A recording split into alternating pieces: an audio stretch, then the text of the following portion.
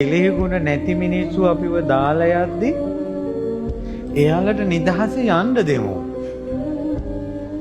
ඒ වගේ මිනිස්සු ළඟ ඉඳලා මොකටද? අපේ කෙලෙහි ගුණ අපි බලාගමු. මිනිස්සුන්ට උපකාර කරන්න සසර දුකින් ඈතර වෙන අදහසින් උන්ගෙන් උදව් ගන්න නෙවෙයි. දරුවෝ බිහි කළා නම් යුතුයකම් ඉෂ්ට කරන්න උන්ගෙන් වතුර බොන්න හිතාගෙන නෙවෙයි. තොපිනෙව අපිට වතුර පොදක් හරි දෙන්න ඉන්නේ කියලා කියන්න එපා. ඒව කියන්න එපා.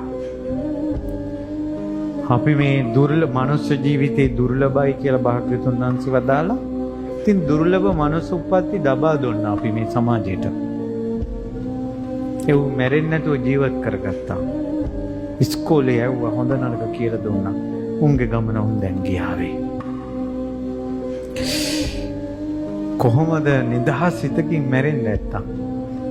හැම කෙනාම අතහැර යද්දි නිදහස් හිතෙන්